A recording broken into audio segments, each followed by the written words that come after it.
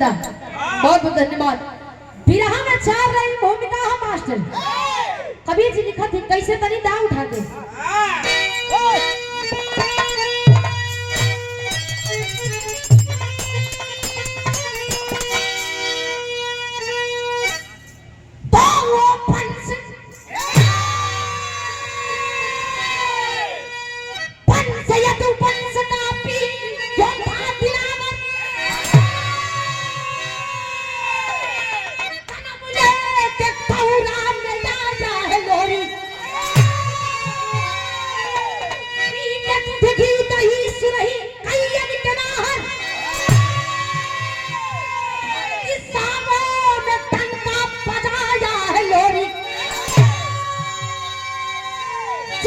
हलचल मची पौरुष पहलवान की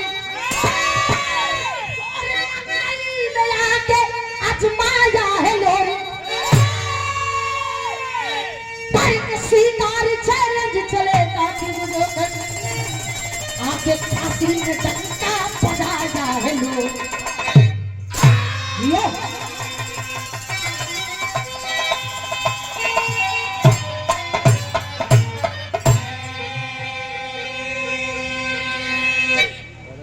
हुआ आप बैठ के सुना भी रहा तबे मन के सफलता मिली।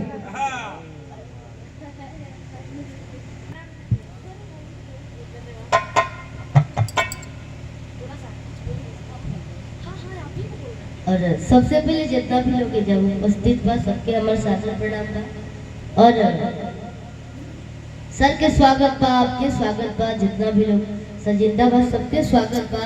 अच्छा लगा हमने के बहुत ज्यादा दिन से सोचत रहने जाके सर से मिले चाहिए और सौभाग्य के दिन बा और यह जहाँ भी बानी आप लोग प्रार्थना करी भगवान वहाँ के स्वर्ग में वास करी।